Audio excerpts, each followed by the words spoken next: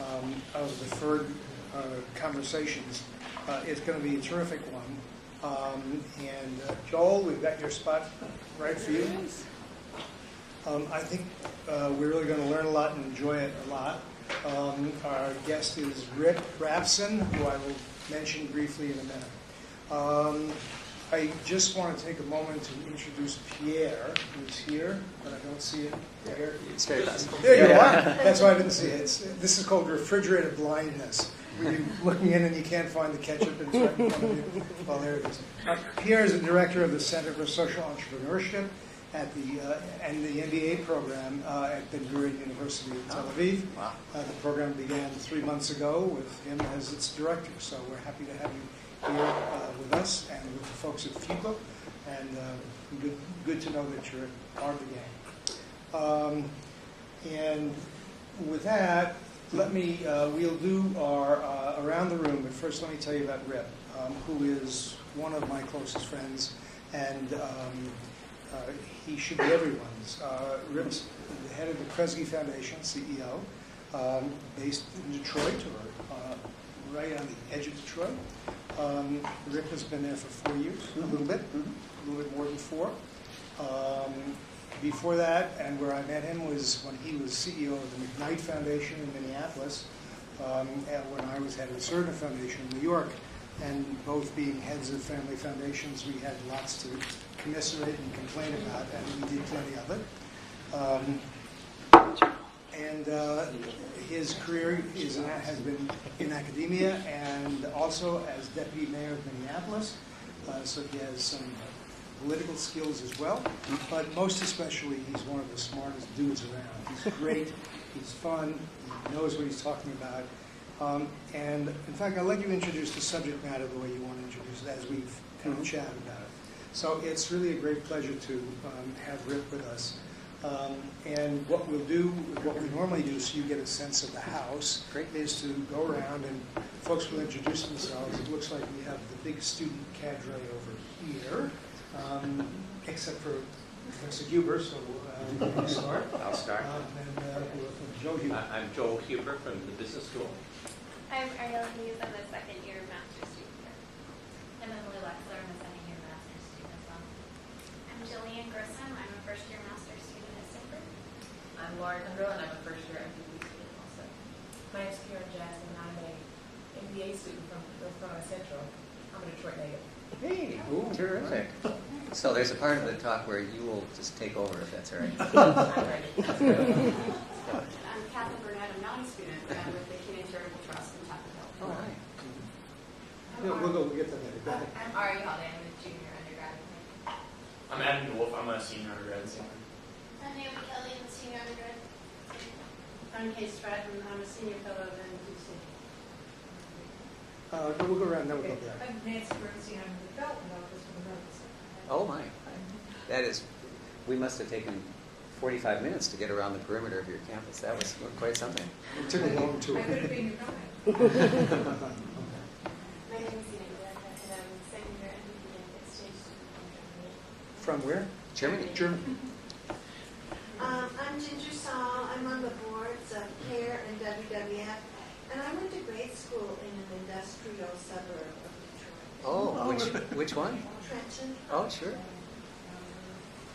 You introduced me already on the super way. Let me tell that my name is Pierre Kletz. I come from Israel, and I work in the Mandel Foundation Israel, and I come from the Ben Gurion University. Great. Gene? Gene Cochran, the Big Endowment. Tom Wagner for the Eastman Friends Foundation. Very Malcolm Soltis from my foundation, and I resent your comments about You talked about it. They were good things, too. All been done. I'm a relic from the past, the distant past. And for 25 years, gave away Andrew Carnegie's money with Carnegie Corporation of New York and the Foundation for Teaching. Happy to be here, as usual. Right. I'm Laura Dunham, Alden's wife, and I'm here for the second time to to see riffraffs, and also a Detroit native. Yeah. And I serve on the board of Urban Neighborhood Initiatives in Southwest Detroit, which is doing very innovative collaborative work there of neighborhood development. See you. Jamie Assad, I'm an MPP MBA. Anita Brown-Graham on the board of the Z. Smith Reynolds Foundation. Hi. I'm Patrick Sable. I'm a second year public policy student. I'm also Joel Fleischman's research and teaching assistant. Barry Morella, I work at the Center for Strategic Philanthropy and Civil Society. I'm Joel Fleischman, and I'm eagerly awaiting a report from my speaker about how much has been accomplished in the last 2 years since we were there. Oh, my. Okay. Sarah? Sarah Burdick with the Center for Strategic Philanthropy. And I'm a Canadian second-year law student. Who we missing? Hotting? Oh, my gosh. Howdy, Carter. How are you? I'm a University of North Carolina University professor, And former associate of RIPS in the Creighton Endeavor. Can I be completely inappropriate? There were. You've never been any of them. There's an organization called Living Cities, and Living Cities is this broad consortium of banks and foundations and HUD, and it was just like having a root canal, except for the fact that I was always able to sit between Hotting and Ed, and it was one of the great professional pleasures I'd ever had. I had to sit between the two of them, otherwise they would have done violence to each other. Two of my heroes in philanthropy. I'm flattered that you would come, Hotting. Thank you. Well, my hero came with Pat Berry. Oh, hi. Hi. Good to see you. I'm Bobby Hopkins Bobby? from North Carolina Network of Partners. Hi. I'm Mary Lindsay, the Director of School of Economics. I'm Mark Benson from NBC. Okay. Mark Monahan from Achieving the Dream. Oh. Tony Brown from Stanford School of Faculty. There you go. Wow. One thing more is that Rip was here 3 years ago, as you had taken over around the time of the foundation, and spoke about what it feels like entering a new world. Now you're in the new world, so we'll see. Oh, will that person who's coming in introduce herself? Doubtful. She's too busy. That's my wife. So, Susie, you just Suzanne, let your husband I just introduce you. Hi there. Not here. Well, it's a real pleasure. When I came 3 years ago, when Joel asked me to come, I had just begun at Kresge, and there was sort of a sense that things might change at this sort of a venerable old line philanthropy, and I made the mistake of letting someone tape me, because Barry had me in the side office. He said, well, let me play back to you essentially 2 or 3 things you said 3 years ago. And one of which, and maybe I can use this as the transition to tell you what I'd like to spend some time talking about. One of which was how I was such a huge, uncompromising fan of Kwame Kilpatrick. And for those of you who have not followed Detroit politics, Mayor Kilpatrick became a part of sort of Detroit's troubles for a couple of years, and this man of extraordinary talent and potential really ended up becoming a huge albatross for the community. So that'll sort of probably serve as warning not to take anything I say with too much seriousness. I mean, if I become too eloquent about any person in particular, please Rand, come on in. discount that. There's seats. You can even sit here if you like. So I thought what I could do, just because I think some of you did come 3 years ago and sort of heard early out of the box the kinds of things that we might be thinking about doing at Kresge. I thought I could take just a couple of minutes and talk about some of the changes that have gone on at Kresge, not because they're sort of innately interesting, but I think that they represent a method of change at a foundation that might have some broader application, but I'll let you be the judge of that. And then I thought I would transition from that to how the changes that we've made at Kresge, how we're proposing to work, how we are working, have laid the foundation for our working in a particularly tough place, which is Detroit, what some of those issues are, and again, what the sort of the philanthropic role is. So I think for those of you who can't imagine Detroit having anything to speak to the rest of the nation about, I think there are some extractable issues for philanthropy to come out of Detroit that I'd like to spend some time on. You also know that since you moved to Detroit, GM has really resurged. Indeed. Well, and that is a part of a very complex calculus that I can only take a little bit of credit for. So, yeah.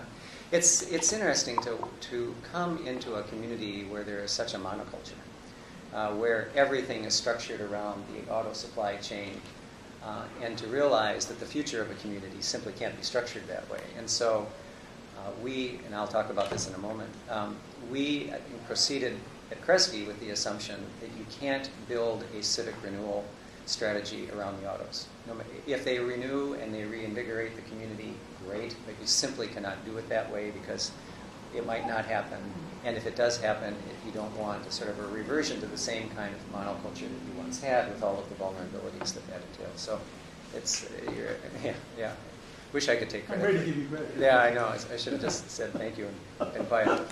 So let me, for those of you who don't know the Kresge Foundation, that a couple of years ago represented their 25th anniversary of what they called the Capital Challenge Grant Program. This was a program that had defined Kresge in the broader philanthropic universe. It was essentially a program in which Kresge would look at a capital campaign, a physical building campaign, whether it was a hospital or an arts organization or an environmental center, and try to figure out how they could help that campaign finish. So we would usually enter mid-campaign. We would provide essentially a challenge grant to the institution to collect enough individual donors so that they could get over the finish line with a structure in place that might position them well to be sustainable in their fundraising over a longer period of time. And I think when it was begun 25 years ago, it was a fairly revolutionary idea that philanthropy would enter the equation this way, and it did enormous good all across the country, whether it's college campuses or hospital systems or arts complexes. There is almost always a Kresge building of one kind or another, and it was quite a remarkable run. But when I first came to Kresge, it had become clear that in many ways that single way of working, which you're looking at the entirety of the Kresge Foundation's operations on that slide. That was all we did. And we had reduced the process to essentially an algorithm, that if you had a certain donor structure and you had lead gifts in a certain proportion and everything else was sort of falling in place, then we sort of ran our numbers and you could get a grant. And what we were finding is that after a while, people kind of figured it out. And not surprisingly, the Harvards of the world, or the Amhersts of the world, or the Metropolitan Museums of the world had really figured us out. And it was almost impossible for us not to give those large institutions grants. And they almost always needed large grants. And therefore, I argued to the board when I first came that there wasn't really much use for staff. We should just sort of set up a computer program, run it through, and we could reduce our costs substantially. That wasn't exactly the kind of job I wanted. I sort of said it hoping they would choose somebody else, but I ended up becoming intrigued for reasons I'll talk about. Because what I suggested to them was that when you think about philanthropy, there are really four things that I believe any philanthropy in its most basic form ought to be able to do. It's sort of characteristics that are sort of definitional to the field. First is that philanthropy really does have the ability to sort of step back and view the whole.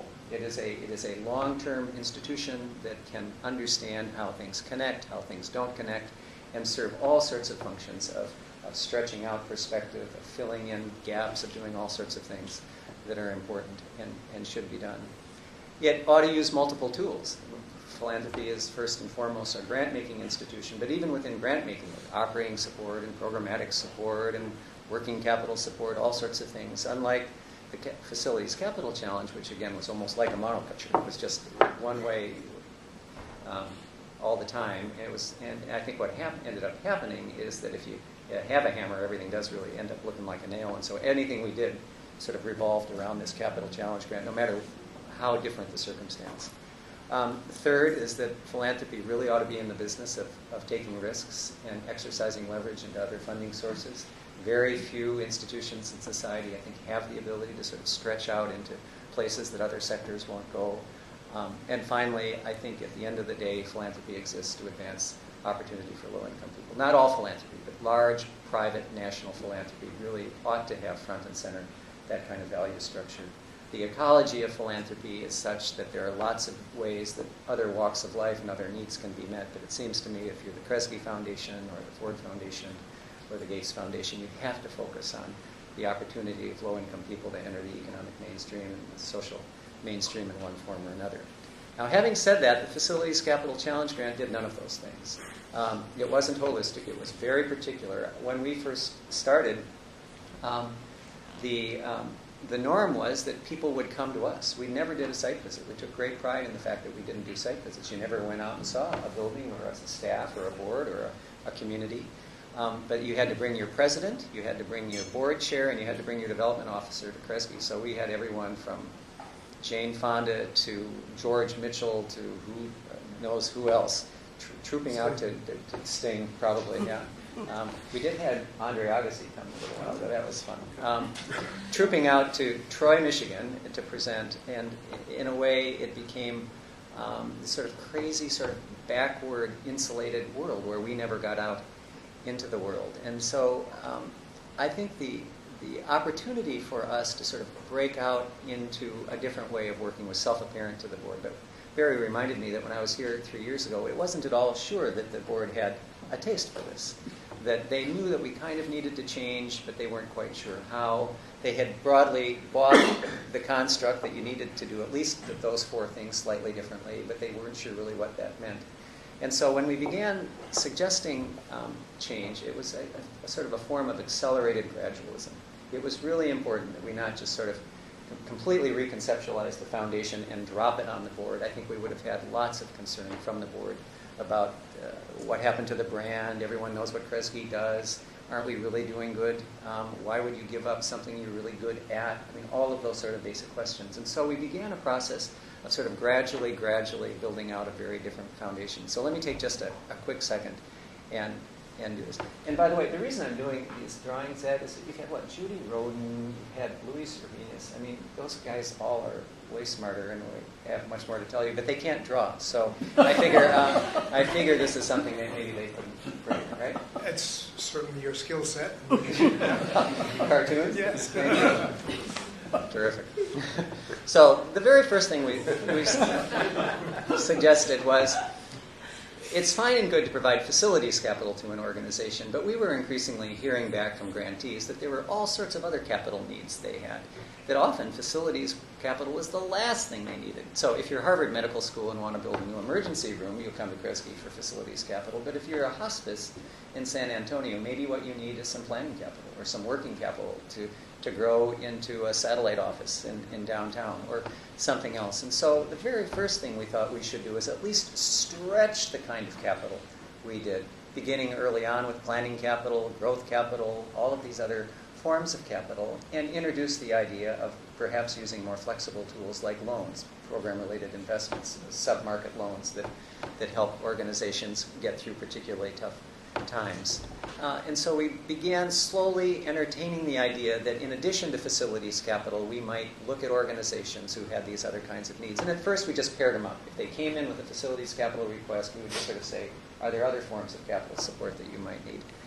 But then sort of more fundamentally we said, in the old system, we were essentially values neutral. And people who didn't know Kresge find this very hard to believe. You mean you don't care what the organization does? The answer was, we don't care what the organization does. It doesn't matter whether it's mission-driven. An education institution is the same as a health organization, is the same as an arts and cultural center. And I think that what we really desperately needed to do was inject some values filter into the equation. And so that's exactly what we did. And they were very basic. We just identified 8 or 9 basic values that we believed ought to be part of any application that came to Kresge.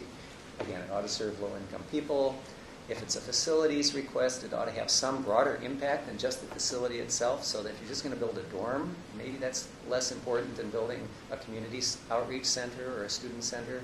If you're going to build an arts complex, you might want to do it in conjunction with a center city revitalization effort. I mean, there needs to be some sort of contextual piece to the work.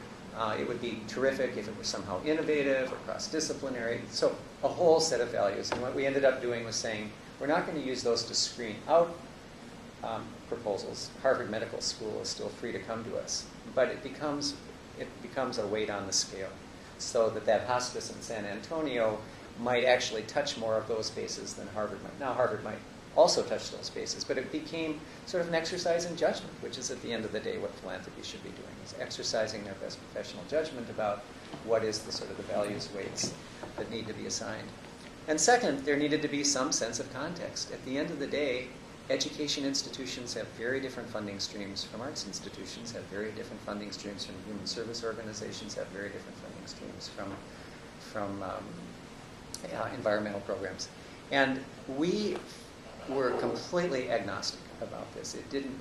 I had a sort of a terrible conversation early on with a guy named Robert Ross, one of the really fine folks in philanthropy who runs the California Endowment, and he related to me a story of how Kresge had made a capital challenge grant to a homeless shelter in LA, and I thought he was going to say, so thank you very much, that was a wonderful grant. He said the problem is that the 10 homeless shelters in LA had all agreed that they wouldn't do any independent fundraising for a year. They would sort of work together and try to figure out how to raise money for back office operations and joint infrastructure. And your grant came in and it almost destroyed the coalition.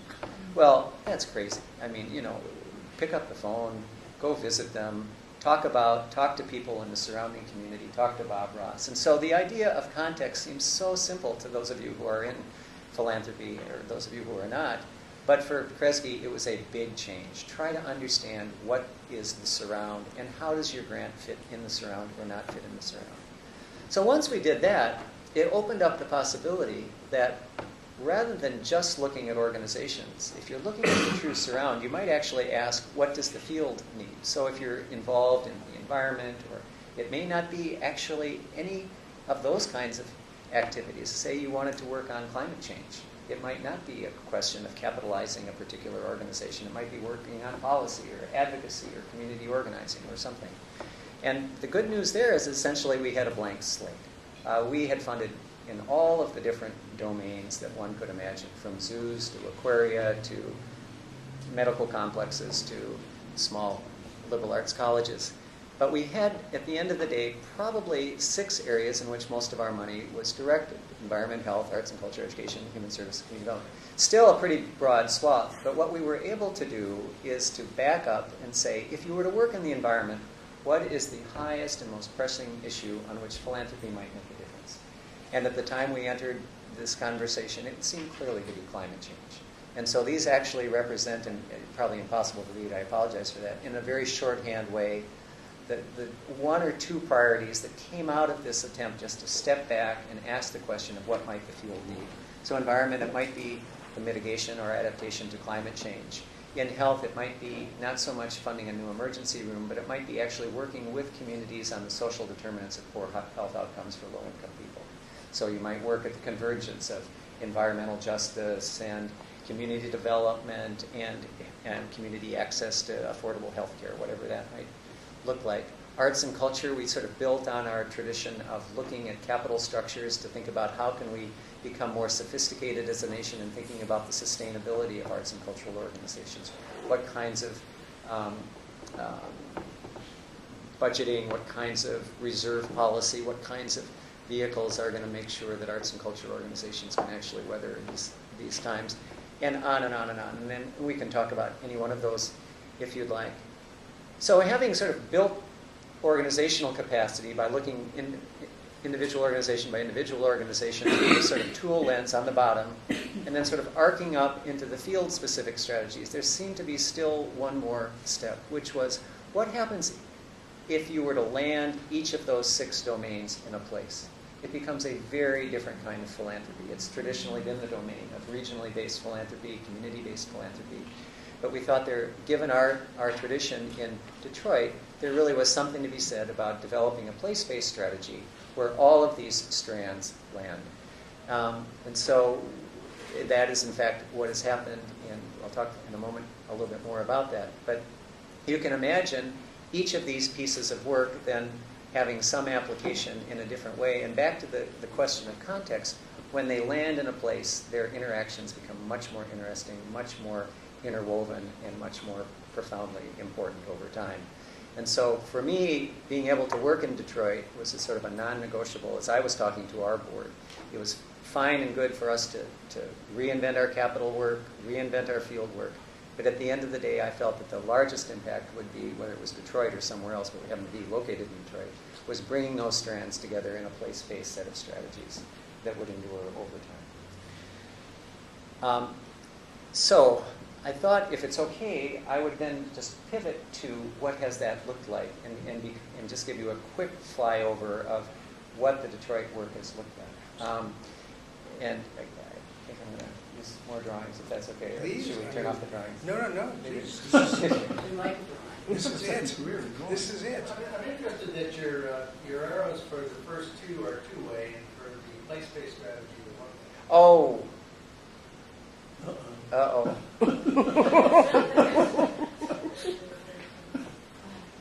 You're right. Yeah, a draftsman error. Yeah. Non-philosophical. Yeah. No, absolutely not. You're absolutely right. I think what you learn in Detroit ought to then push back into how you work in the field. Absolutely. Yeah. Someone's watching these drawings. That's good. Someone's more familiar with multi-directional arrows. Yeah. Where did you get your draftsman's hand?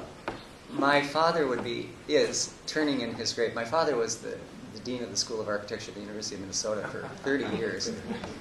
And if truth be known, I can't draw at all. I have to copy icons. I'll show you in a moment. I had to draw a column. So I had to go online, get this little pencil sketch of a column and sort of copy it, because I can't draw. So anything that can be drawn without sort of dimensionality, I can draw.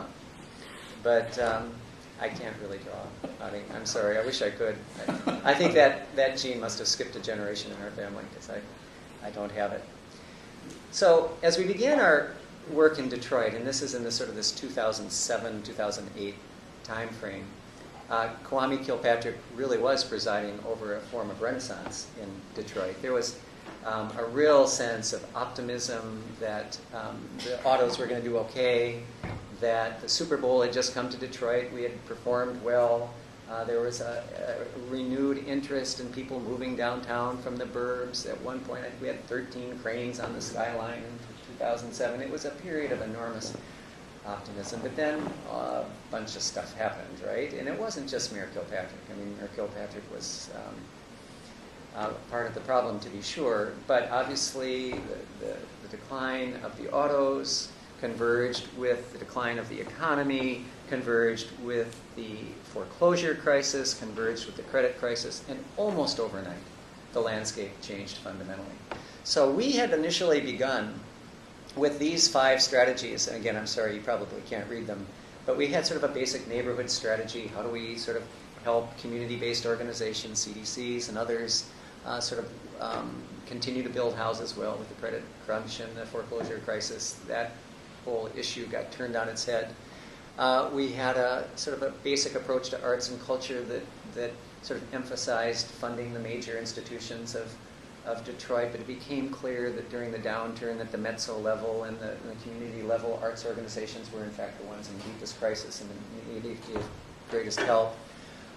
Public infrastructure at the beginning of the uptick was really all about trying to stabilize the central business district, creating parkland and other things. But as office buildings emptied out and other things, and credit essentially flew out into the ether, we really had to think differently about how you maintained public infrastructure, what kind of public infrastructure would promise a return to better times, et cetera, et cetera.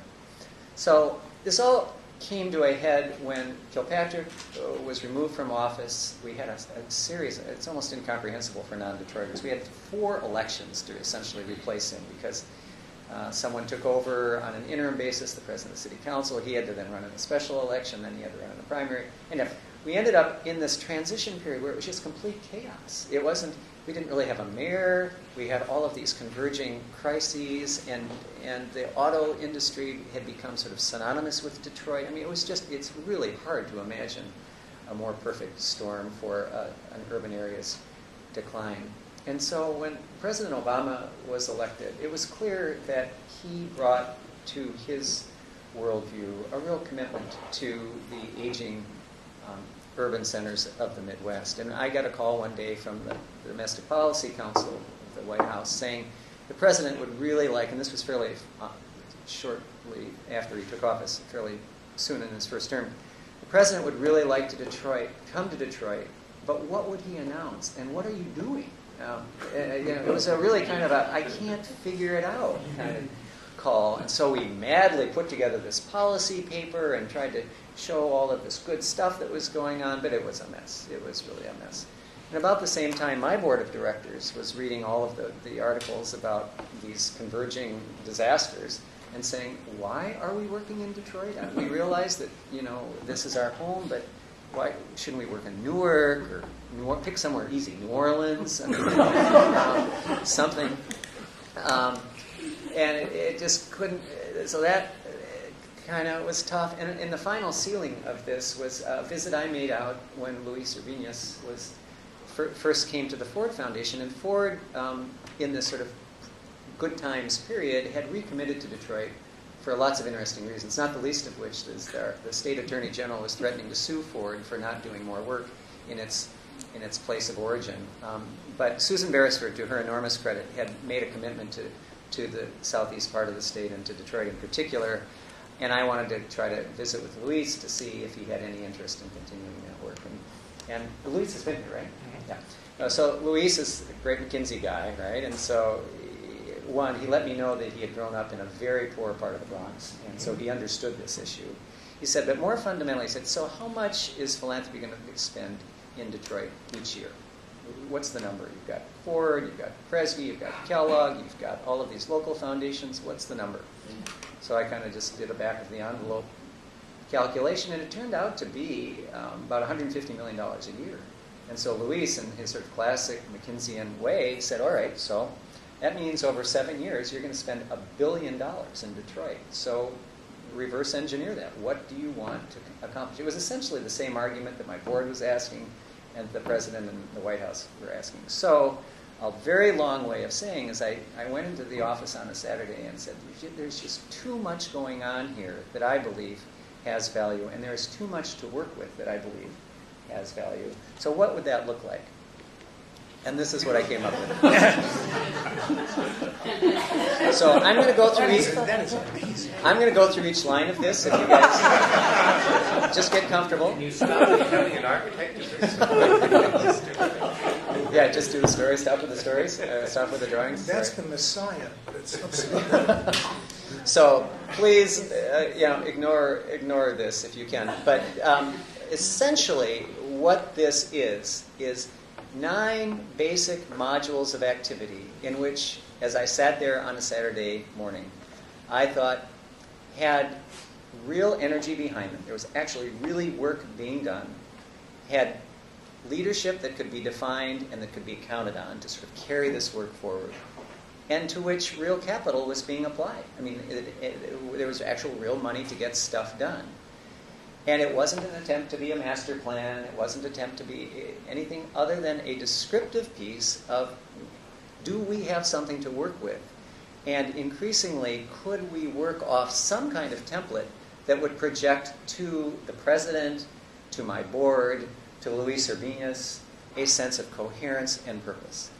And so, not that this projects coherence and purpose, but it was an attempt to kind of do this. And so as a result, the president ended up not coming, but the domestic policy advisor, Melanie Barnes, did come. And we put this in front of her. She calls it the placemat. And because it's a long, I don't know if you can tell, it's an 11 by 17 drawing. It's even more scary in the real world.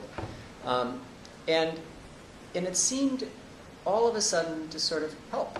I mean, all of a sudden, people could point at the economy piece, they could point at the neighborhoods piece, they could point to the rail piece, they could point to whatever piece it was, and sort of find their way in it and navigate through it.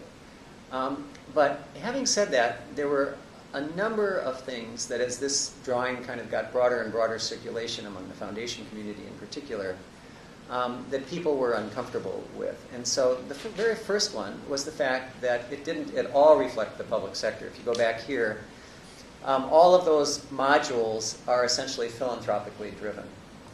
And up top, where it says the mayor, there was the idea that this all had to be held by the mayor. And by this time it was Mayor Bing, who was just the anti-Kwame. He's got enormous integrity, business guy who is very serious and disciplined about his work, and who really gave every indication that he was going to be a good partner in this work.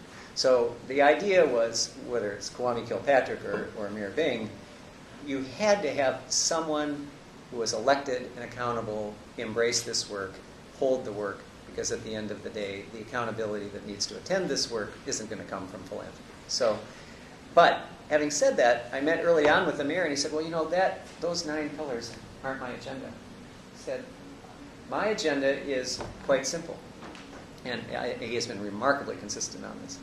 It's to introduce financial stability to the city of Detroit. It has a $300 million structural deficit, and which comes from patronage, overweighting of public employment, all sorts of things, erosion of tax base and the like. So he's got to get his financial house in order. He's simply got to change the administrative structure, which is the 3rd pillar. He's got to make sure that people perceive that Detroit is a safe place, as hard as that can be. There are ways of doing that.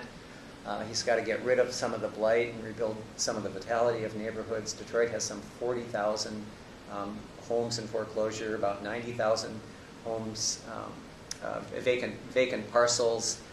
The amount of vacancy in the city of Detroit is 139 square miles. 40 miles of that 139 is vacant. That is the size of, I can't remember exactly what, but it's larger than Boston.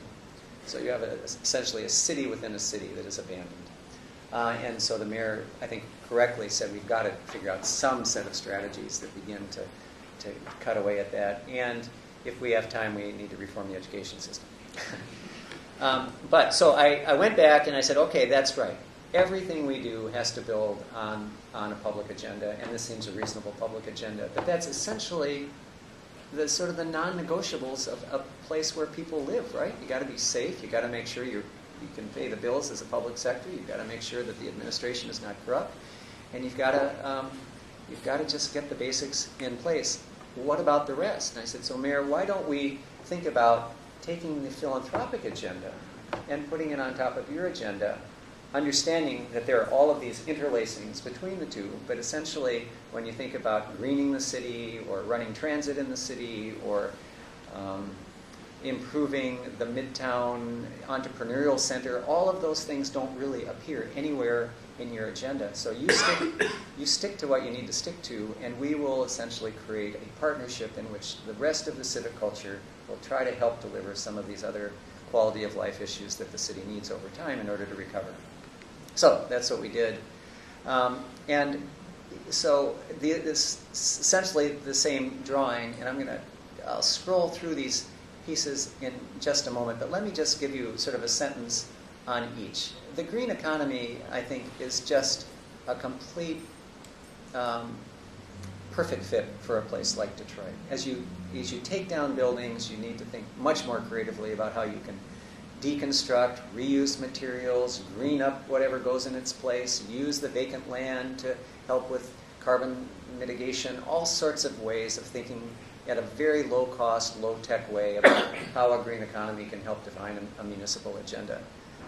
Growing small businesses, I can come back to. We created something called the New Economy Initiative, which is a $100 million fund. It's the largest aggregation of philanthropic capital ever to be put into a city. It's $25 million apiece from Ford, Kellogg, Kresge, and then the other $25 million from 7 or 8 other foundations. And it is intended to try to figure out what the leverage points might be to help recalibrate the economics of Southeast Michigan generally, but I think increasingly we're convinced that that needs to be narrowed into Detroit. And with all of the disclaimers about how economies are regional and metropolitan areas need to drive change, but there needs to be a Detroit-based small business economic development strategy. And so we're developing a set of constructs and investments around entrepreneurialism and how we can do that in the core of the city around the health and university complex that sits in the middle of the city. Healthcare, we have a major healthcare provider right in the middle of the city, actually two of them, who are very interested in trying to think about what the next wave of healthcare is going to mean in a place like Detroit. When we begin serving the uninsured in particular, what does that mean for community-based care and access? The fourth is the big, huge question of using land as an asset, reimagining the land use structures of Detroit. Now, I'll talk more about that in just a second.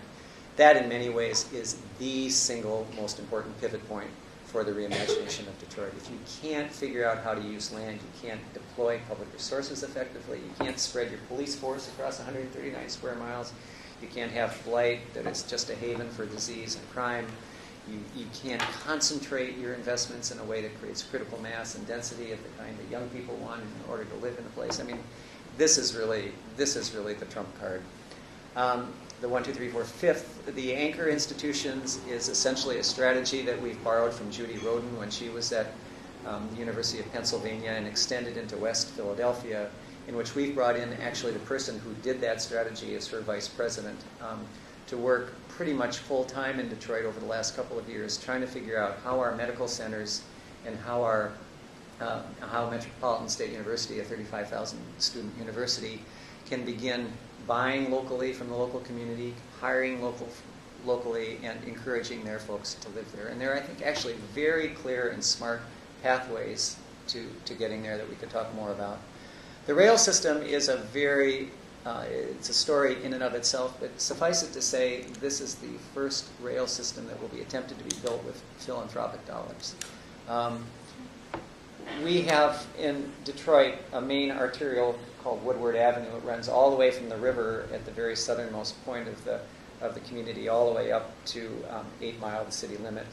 And what we're proposing to do is build the first leg from the river up into the Midtown area, which is where the cultural institutions, the medical institutions, and the university institutions are, which will enable us then to connect to an existing Amtrak spur to Ann Arbor, which is part of the high-speed rail allocation, and also connect to an existing rail that goes up into the job centers in Birmingham and Troy. Without that first leg, you can't do it. It doesn't work. It's not a system that works. And so we agreed, and I almost lost my job over this, to put the first $35 million on the table in return for the private sector going out and trying to figure out how to raise the balance of the $100 million that would be necessary to do this. The good news is that in Detroit there's a guy named Roger Penske, you've probably seen his trucks, Penske trucks, who is a saint. And he, when Penske calls, you return his call. And he has been able to sell all of the 13 stops, sort of for naming rights essentially, one to the university, 2 or 3 to major corporate players, all up and down the line, and has figured out very clever leasing arrangements. He's very good with leasing of rolling stock. And as a result, we've essentially raised the money we needed. The problem then was the very complicated negotiations with the feds who had never seen anything like this. And Ray LaHood, the Secretary of Transportation, came into Detroit and to talk about the importance of his sort of new vision for how the Department of Transportation would work. And for the first time, we talked to him about this. And I think, to his enormous credit, at first he said, well, that's nothing we can fund. If you're going to be in the New Starts program, the federal transportation program, you already have to have a line. We can't sort of grandfather you guys in. That doesn't work. But he went back, he thought about it. We then got a call from the Federal Transit Administrator. He said, all right, if you're willing to sort of link your first line to a second line that would take it out to the city limits and then connect to the bus systems that run throughout the suburbs, we're willing to essentially consider the philanthropic dollars as the private match that is required under New Starts, and you will be eligible. And so after a series of very complicated negotiations, they've essentially agreed to let us into that process. And LaHood personally directed a so-called Tiger Grant, a mass transit grant into Detroit to help us build out this. It's actually an extraordinary story of the feds, when they want to be helpful, being enormously helpful. Now, we still haven't broken ground. It is infinitely complicated. We're in the process of an EIS, but I think this is a really interesting philanthropic play. Rip, let me stop and ask a quick question. Yeah. In each of these silos, you're talking about these were complicated problems, complicated negotiations with people. Who were the negotiators? Yeah. I'm tempted to show the next slide, but to answer that question? Then do it. Okay. Because I think in some ways what Ed is suggesting is that there's, and then so you've got neighborhoods, education, arts. I mean, we can talk about any or all of or none of this if you'd like. But the real question is, how do you make decisions? What is the role of philanthropy in the decision-making process? How does it, in fact, talk about arrows not going in two directions. How does that weave in the public role? I mean, when does the public start and the private stop? And all of those sort of complicated sectoral questions. And I think as a result, Ed, what we realized we needed to do was this, which is a crazy drawing. Yeah, of course. So, next slide. The idea was, it's all completely related. We had an emergency finance manager who had taken over the education system. He was able to get the citizens of Detroit in the toughest period of its history to approve a $500 million bond to renovate schools and build new schools. And he did it by putting out a map where all these schools would be. It was the wrong map. I mean, he was putting schools where there were people. I mean, he was just sort of geographically spreading them around. And it was clear that if you're at all serious about the reconfiguration of Detroit's landscape, you would be moving in a very different direction. So you had to have some way to connect that education reform module back to the land module.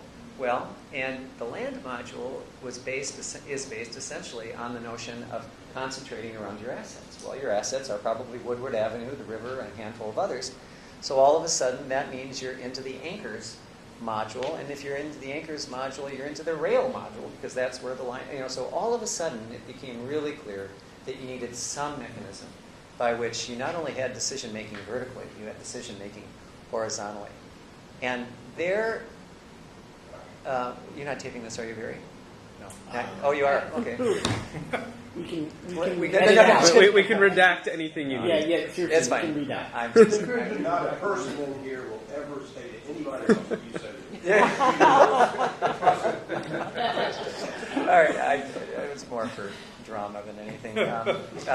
The point is that this is uniquely what municipal government should be doing, and Detroit simply can't do it. And so the easy answer is to say you need a planning and economic development arm from the city that in Minneapolis would have done this, in San Francisco would have done it, probably in Raleigh, Durham would have done it. To sort of weave this through and say if you push here, you have to pull here, and you kind of have to balance the investments here and couple the investments there. But that just isn't happening. And so what we've done, I can't remember if it's on the next slide or not. No.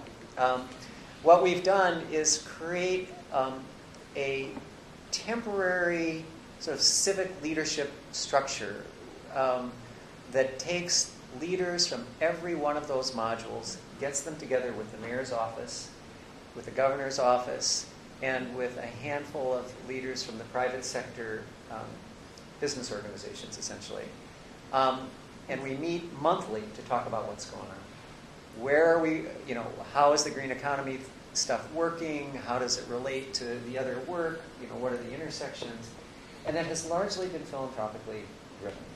And so in one of the modules, in the economic development module, the small business module, that new economy initiative has a staff person. It has a staff of actually 6 or 8. So they're going to drive that, but that's all philanthropy people. It's housed at the Community Foundation. The education reform piece is being held almost exclusively by the Skillman Foundation, which focuses on kids and families in Detroit communities. The rail work is being driven exclusively by Kresge. And so in each of those cases, and this may be part of the point you're making, philanthropy was far less about putting dollars on the table than it was about trying to broker relationships, crosswalk issues, identify resources externally that were needed to make this work. And that finally leads to the last slide, at least the last slide that I'll show. which is that it also raised the possibility that if this is philanthropically driven, you really need to figure out what the community voice is on this stuff. You can't just have a bunch of people in Troy trying to figure out how to redesign a city with or without the mayor. At the end of the day, whether it's land use or education or the greening of a community, you've got to figure out how do you engage established constituencies and how do you energize new constituencies that are moving to the community every day. And similarly, you've got to think about implementation capacity. I mean, who's going to do this for you? I mean, philanthropy, no matter how clever it is, can't at the end of the day run the rail line. Philanthropy, at the end of the day, can't do blight removal. We can pay for some of it, but we can't do it. So there is a huge question of how you build over time the kind of implementation capacity you're going to need to build this out. And this essentially becomes the work of that sort of civic overarching organization, trying to at least identify what the issues are, where do we have the ability to drive these things, where do we simply not have the ability to drive these things. And I was going to kind of walk through a whole series of these, but let me just do one, which is this land as an asset, and then I'll be done. Which is, I think in many ways, this becomes a really interesting prototype for all of those challenges. When we first began talking about reimagining the form of Detroit, the newspapers, particularly the community-based newspapers, went wild. It was, you're not going to tell me that I've got to move out of my house. Who are you guys to tell us that we're going to do a sort of a trail of tears? I mean, you know, where is self-determination? Where is our voice? And they weren't wrong. They were clearly not wrong. We had never intended that for that to be this process, but there was a clear articulation very early on that there needed to be community voice in these conversations. But there is also it was very clear from the get-go that the city simply didn't know how to do that. They had never had a community engagement strategy. The CDC community was decimated. They just didn't have any capacity left. They hadn't built a house for years. And so their whole organizing infrastructure had decayed.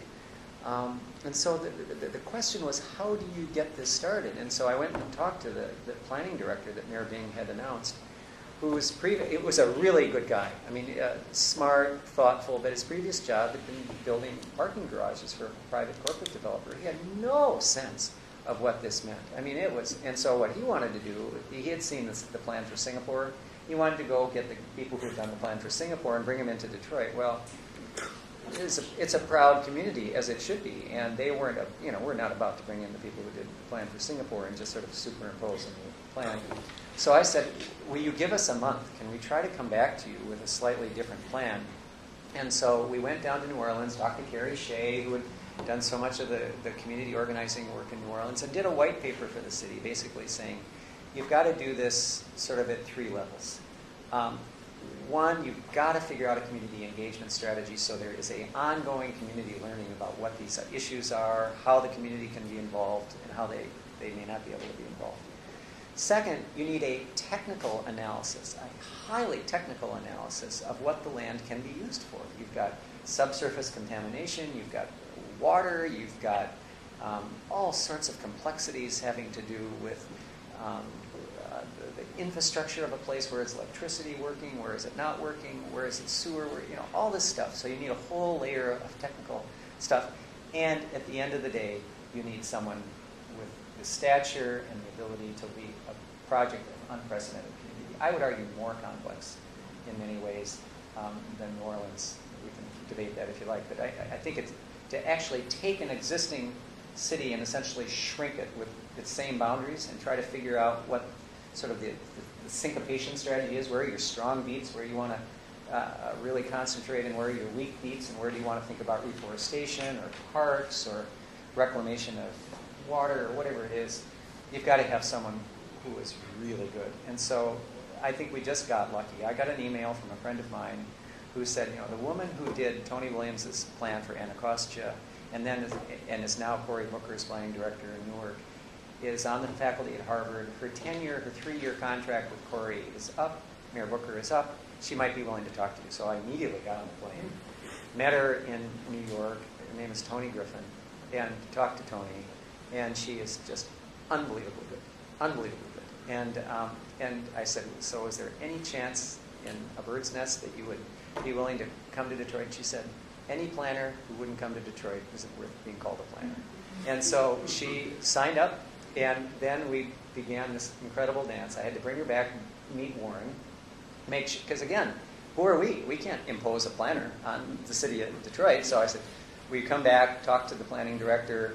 He loved her, thought he was great. 2 weeks later, he's replaced, so I got a new guy. So now it's Al Fields. And so Tony, just as she's kind of getting comfortable with Warren, has to then go through this sort of same dance with Al, who didn't quite get her at first. And she's very strong,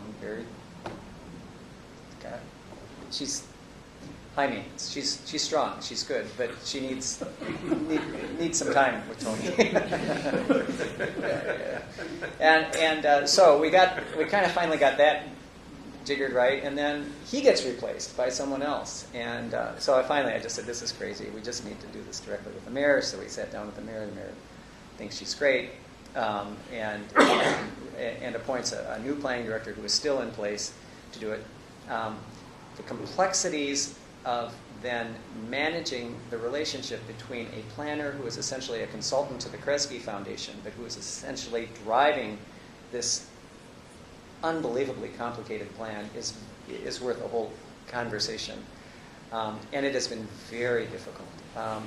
Folks inside City Hall have really circled. It's that woman from Harvard, who is, I think, hard for some of them to take, the idea that you had to bring someone in to sort of help this work to be done.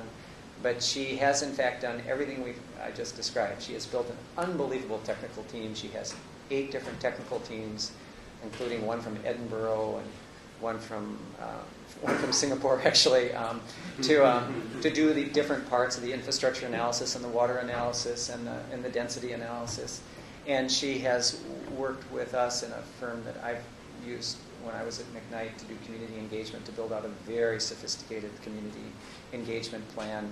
They had 5 huge community meetings that will be followed by almost 50 small, more charrette-like meetings where they'll try to have the technical analysis meet the community voice. And at the end of all of that, probably mid next year sometime, we ought to be able to figure out sort of the broad framework for how we want to approach it. So that's another example of the capacity question. How do you make sure that when Tony is no longer there, the city has sort of risen to the occasion and developed young talent, or not even young talent, just talent sufficient to carry it forward? And the mayor has been very thoughtful about that. He's assigned one of their really star young planners to work sort of side by side with Tony, and the young planner is the face of the effort to the community, because she's from Detroit, she lives in Detroit, she's been in Detroit a long time, and Tony is perfectly content to sort of work behind the scenes. But it's a little bit like the rail. It's a little bit of a non-traditional philanthropic role, and we get kind of caught sideways by it sometimes. They get even the mayor, no matter how wonderful the mayor is, and he is, his staff often feels as if they are not in control, and who is the Kresge Foundation to be making these kinds of moves? And I think we're getting to a different point, but it's people are human. They just they resent things that sometimes you would never have dreamed they would resent, or you may make missteps that you never really thought through carefully enough. So this whole dance has been very complicated and elaborate. So at the end of the day, my sense is that philanthropy in Detroit can do 3 or 4 or 5 things, all of which are important. One, it can aggregate capital, and I think you see that in the New Economy Initiative. 2, it can help build public capacity. I think it can't substitute for public capacity, but it can help build public capacity, and I just talked about that. I think 3, it can bridge to national resources. And, I haven't talked too much about that, but there have been 3 or 4 occasions in which we've been able to bring in national banks, national philanthropy, and the federal government into Detroit, into a different relationship to Detroit. And I think Kresge, being both a locally interested foundation but ultimately a national funder, has been able to sort of bridge between the national and the local in a way that has been effective. And there are 2 more things that philanthropy can do, but I can't remember them. So anyway, I think what we've seen is a sort of a model of philanthropy, and I said to Barry earlier, that really sort of puts to the test whether philanthropy can really make a difference in such a wickedly difficult challenge. And the answer may be no. It may be that at the end of the day, this is just too complex, it's too big, that the surrounding forces are just too powerful for philanthropy to succeed. But I think we're going to take a real run at it. And I think the fact that we have company with the Ford Foundation and the Kellogg Foundation and some of the federal officials working in alignment with us gives me some optimism that we can actually pick some leverage points that make a difference. Yeah, sorry, I'll be done. So I'm just thrilled to hear this. And in fact, the last time you made a presentation, I was really impressed with how you're changing an organization and foundation and going in a very different approach. In North Carolina, a lot of the foundations are also trying to work with the state government to move things like healthcare reform on the ground, or doing some education stuff with the help of a lot of the foundations doing. What I find, though, is we still have this precarious dance between our public and private partnership, where we get calls and say, hey, the governor wants this stuff. And we sit back and say, how can we play in this space that allows us to be innovative and helps the state move forward on issues and where we converge without supplanting their role and their responsibilities. And so what you're doing, taking on the transportation piece, in some ways, supplants what I think they should be doing, although given the situation, it seemed necessary. So I have some nitpicky detailed questions about that. Yeah, no. But I'm curious, do you find yourself, how do you manage that relationship? One of my most difficult moments was fairly early on with Mayor Kilpatrick, just as an example. I could talk about the state in just a moment, but we had just created the New Economy Initiative Fund. It was a big fund. I mean, $100 million for essentially entrepreneurial development was a big deal. And his pet project was not that. That was, high-tech stuff. Probably it would all go to Ann Arbor anyway, he thought.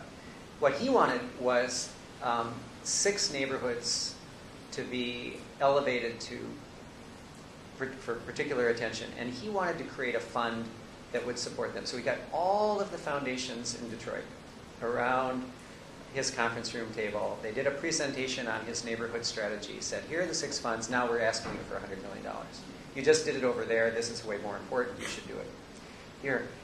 And I was new to Detroit, and I think the first time I had met Mayor Kilpatrick, and there was just silence in the room. And I thought, this is really odd. I mean, this is clearly an inappropriate request. So I raised my hand and said, it's just not going to happen, Mayor. I said, so why don't we suggest a different structure? And I didn't talk about it, but we essentially created something called the Neighborhood Forum, where all of the banks and all of the foundations get together with the mayor's office and the governor's office once a month and talk about the neighborhood priorities. Where are we working? How can we align? What is the public sector doing that we can reinforce? What is the philanthropic sector doing that the public can reinforce? And I said, why don't we do that instead? He said, no, but I want $100 million. And I said, yeah, I understand that, but it's just not going to happen. And it was very difficult. He actually called me down to his office 2 or 3 days later to lay into me and saying, you embarrassed me in public, and I don't want you doing that. And I said, at some point, Mayor, roles and responsibilities have to be clarified. And you were asking us to step into a set of roles and responsibilities that was simply not appropriate. We weren't going to park capital for you then to figure out how to spend without any oversight from our board, without any sense of strategic fit. It didn't make any sense, Mayor. So let's sort of figure out what role does make sense and how. And he eventually got comfortable with it. But it's a huge problem. I can't tell you how many calls I've gotten from government work through other means to advance the purposes of that organization. And I think it's that sort of subtle shift that I think Governor Granholm has kind of come to get that. At least she stopped calling. Has your philanthropic liaison? I'm the wrong person to ask that. I think a philanthropic. We have the foundation community in Michigan has actually funded a philanthropic liaison who sits in the governor's office. I don't find that useful. When you really have to have the hard conversations, you need to have it with the commissioner or with the governor herself. She becomes a gatekeeper. And a good governor and a good commissioner of human services doesn't need a gatekeeper. I would be curious. What you described, I think, is a fascinating and impressive vision and strategy for how a foundation or a group of foundations can work together with public authorities and with representation from the community. It's one that some other community foundations and large private foundations have done in the cities in which they work. I think of the Cleveland Foundation and its partnership with the Goddard Foundation, for example. And I think that occurred in Minneapolis, and you were there as well. I'm just curious, thinking there's several foundation presidents in North Carolina here. I know that my sense is that Duke Endowment has gone about this in the areas that they care about in much the same way, and really trying to chart what the strategy for solving a particular problem is, and working cooperatively with particular governmental agencies where appropriate.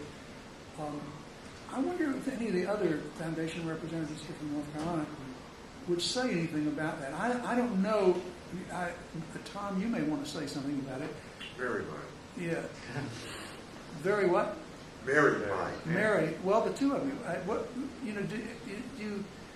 How does the model that Rip described parallel or differ from the model that the Reynolds Foundation, for example, has used in trying to figure out how to tackle problems in North Carolina in cooperation with the state? I mean, I remember, when we were thinking, when Terry Sanford was governor, this is now 50 years ago, when Terry Sanford was governor, did a lot. The foundations really came to the table with a lot of money, but there were things that Terry really proposed to do. And the same thing is true about, money from the Ford Foundation to start the School of the Arts, money from a number of the foundations, money from Reynolds and other foundations to start the North Carolina Fund, which was the first state anti-poverty agency around. But are there examples? Case, yeah. So I guess what I was going to say is I think partly what's interesting and one of the questions I was going to ask is because we have lots of other partners. Yeah. And I'm familiar with Skillman and the work that they're doing, which is also very focused and very deep in the areas that they're working in. So I think many of the funders in North Carolina, we're probably still a little bit more in the siloed, although the healthcare funders I know have come together to try and work a little bit more cooperatively. Yeah. So kind of how do we engage with one another to have that roadmap? And I think when you're looking at a state, so you're helped a little bit by, as big as Detroit is, that specific set of actors and as much as often as they change. And that's where we're not quite as clear, I think. I don't feel like we have a clear roadmap that we've kind of shared. I think one of the differences I've sensed in working in North Carolina, at least for the last decade or so, the foundation contact has been more with state agencies, state bureaucracies, as opposed to state leadership. I'm not aware there's been quite that many conversations. So you often are working with someone who it is their career rather than who is elected to that role, which I think puts a different dynamic on it too. Not that you don't do it, you just figure out different ways of getting at it. And so like our strategy at the Reynolds Foundation, and Anita can comment, has really been more focused on changing public policy. Yep. So we're funding a lot of the advocacy groups that are working on the issues that we care about, helping them to be as effective as possible, both in building, grassroots support, but effectiveness within the legislature. Patty? Yeah. Oh, sorry. No, I heard a grunt. Everything you've discussed is exciting. Joel obliquely goes to my real concern about this. From my passing, but nonetheless almost 8-year experience in Detroit, there's no there when it comes to the political structure you can count on. It doesn't matter how good the mayor is, it doesn't matter. You've got a non-existent thing out there to go with the non-existent use of hatred. And so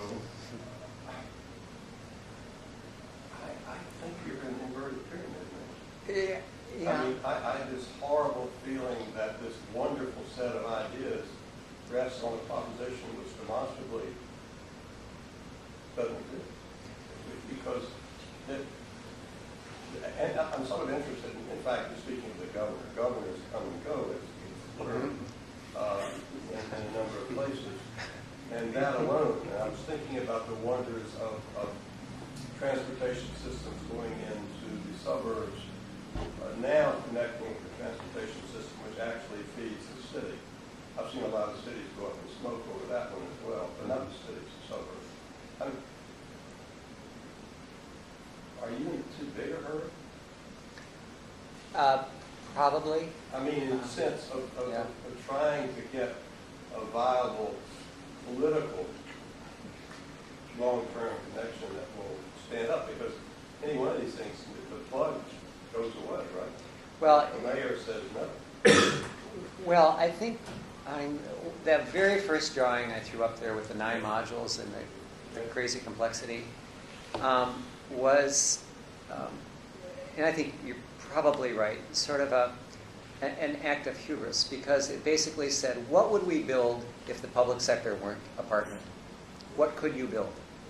And I concluded that you could build a lot, because of the sort of the, as you say, you're sort of building on sand in some ways, but the analogy is not correct in some ways, because if you can actually get your leading anchor institutions of that community, cultural, educational, medical, artistic, whatever they are, to behave in a certain way and to begin reclaiming geography and putting in place the kind of infrastructure that in turn attracts people and retains people, I think you actually have engaged in a form of democratic inversion, where you've actually built civic capacity without necessarily having to lean too heavily on the public capacity. And what we found is that, as in so many things, if you push far enough, sometimes the public will try to catch up with you.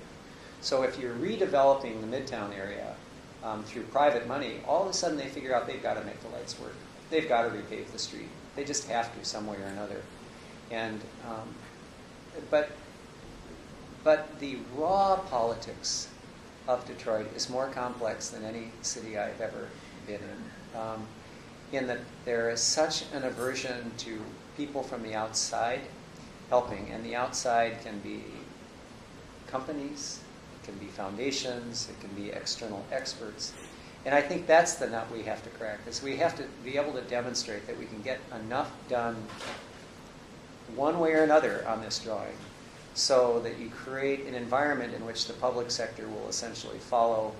And that's why I've sort of drawn the pillars the way I have. Don't bother with the arts, Mayor. Don't bother with the green economy. Don't bother even with the rail. It can be done without having you in the middle of it. Now, you're asking the right question of, over the long term, is that really a model? And all I'm trying to suggest is that until you bridge into a sort of a different reality, a different political reality, which I think you can build through community will, through more sophisticated public leadership, all of which are kind of beginning to fall in place. I think what we're doing is trying to create that bridge, and I think you can.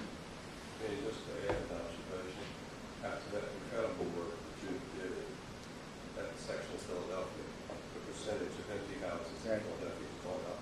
Yeah. Not down. Yeah. And the space which is underutilized is going up, not down. The work, intense work done in Baltimore, unused space is going up, not down. I just want to say that there are fundamental problems with the body politic combination of private sector, which foundations cannot themselves overcome. But there are enough examples around the country where, in most cases, I think not sparked by foundations, but where the civic leadership of a metropolitan area have come together, been brought together by leaders there. And because they are who they are, they carry influence in the public sector in a way that foundations don't. That's why it seems to me, when you were talking about the civic group, the group that you were bringing together, it struck me that you're really taking advantage of a tried and true principle in that kind of civic and metropolitan change in the United States. Where it's happened, it's all happened because of that. It's because those people, the influentials who participate in that, including parts of the political structure, have a kind of capacity to work together in a way that foundations, which have been pretty much aloof in most places, except in a few places, have not had the ability to do. So that struck me when you said that, as a way of really trying to overcome that disadvantage.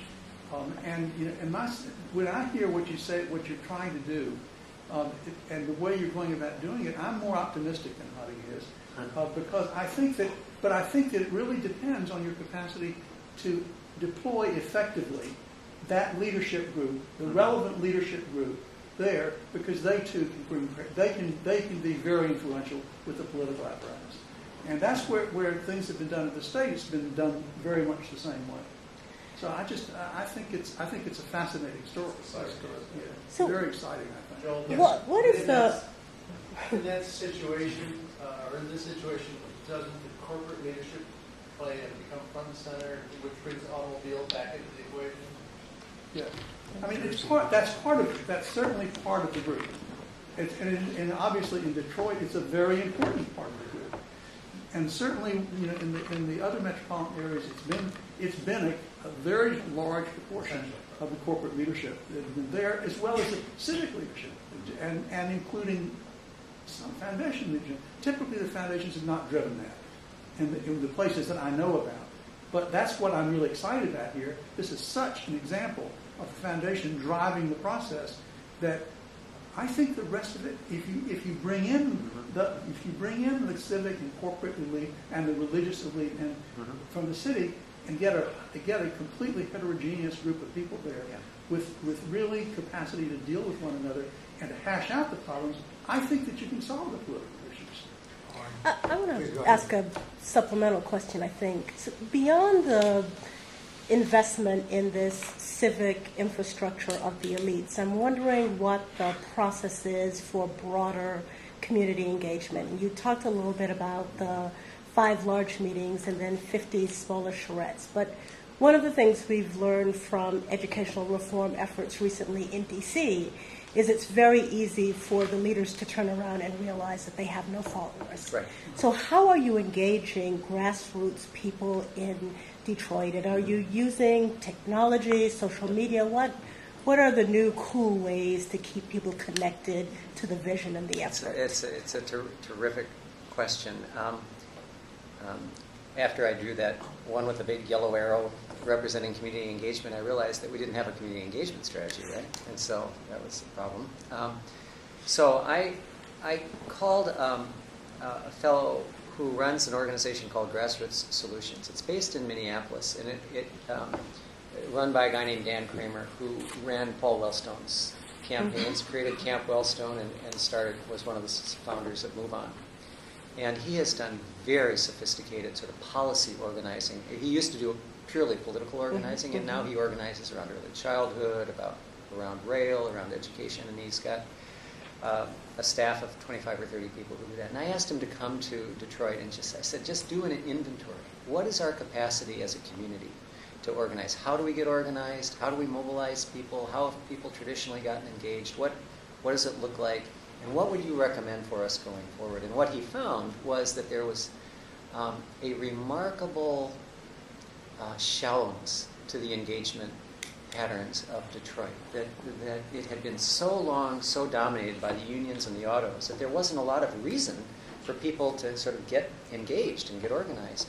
And when they did, it tended to be to come to a meeting. You would come to a meeting, there was almost no preparation. You'd come to a meeting, someone would grab the microphone, make your life unpleasant, and then, and that was the meeting. And so what Dan did was to essentially, he talked to over 100 people from the clergy, from the community, from the auto workers, from anyone you could think of, and developed essentially a map for us of if you were to engage, whether it's around rail, because there's a lot of land use around rail, or whether it's around education, whether it's around this reimagining Detroit's land form, how would you do it? And what he has suggested is exactly what you've talked about, is just you sort of take a page out of the Obama campaign. I don't mean to be partisan, but you take a page out of a really well-organized political campaign, and you do telephone, you do computer, you do old-fashioned knock on doors, you do a little bit of meeting, but not much. And there are lots of different ways to do that. And what I think our challenge has been is that again, it's sort of Hodding's point. We ran into a public sector that was very reluctant to do this because they view this as a hornet's nest.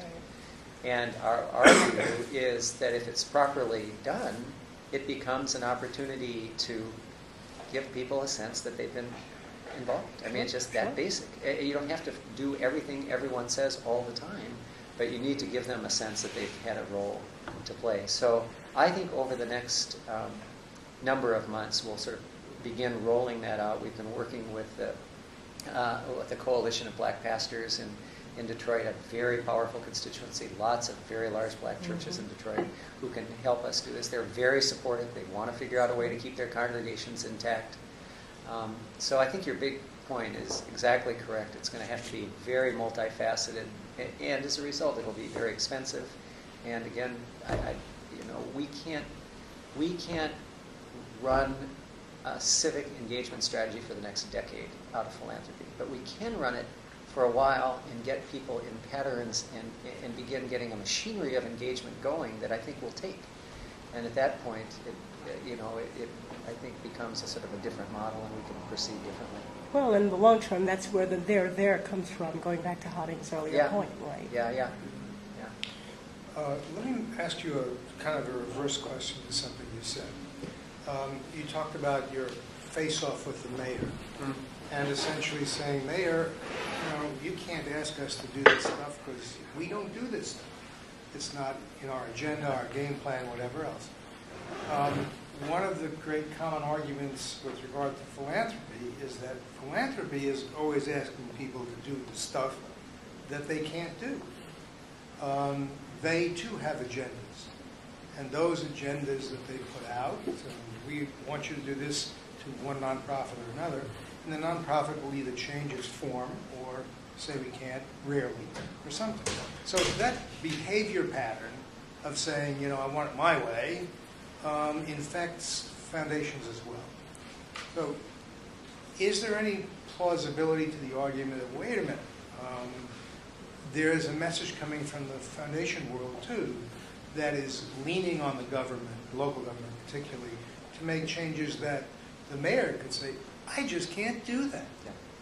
How do you play it? No, this is exactly what is being played back to us by the staff who are threatened by Tony Griffin's role, saying that's not the way we work, that's not the way we do engagement, that's not the way we do planning. Who are you to tell us how to do that? And I think our response has to be, we can't tell you to do that. The best we can do is to try to make the argument that in some negotiated middle there is value. And my program officer who leads our Detroit work, we have a team of about 5 people doing the Detroit work. When I first began saying, all right, well, when are we going to put the guidelines on the web? And I said, we're not going to have guidelines. And I said, because what I showed you, things change too fast. I mean, when you work in place, it seems to me, you almost have to have negotiated agreements. You can't have, this is the way we work, come in the door and adhere to what we want to have done. So what we've tried to do is essentially have honest negotiations. So if Southwest Solutions does community organizing a way that's a little bit different from what Danny Kramer says they should do, let's go talk to them, saying this is sort of our model, how do you do it?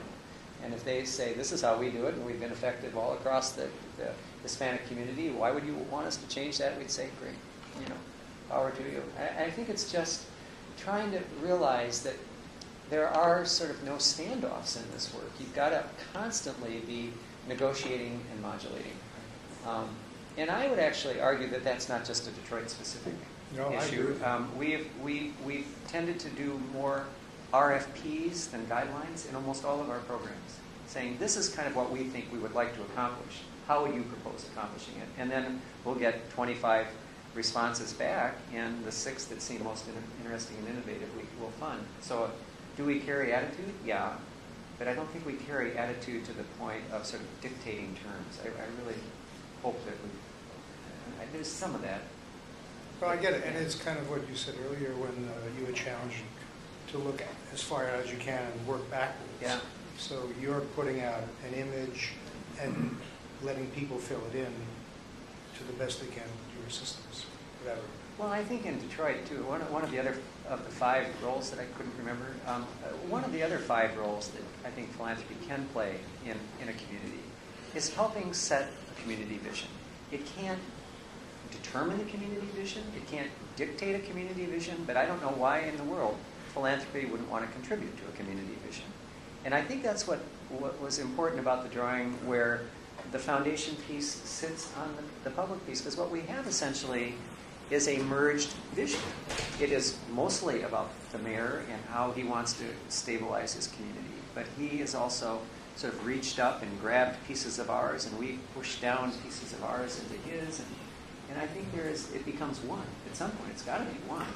But we put something on the table, and it goes back to my point about the president, not being able to make sense out of Detroit. I mean, if you can't describe where you want to go, are we going to sort of then say, well, all right, fine, we'll just wait until someone develops a vision, and then we're ready to take your call? I think someone has to put it out there, and if it isn't the right one, fine, let people improve on it.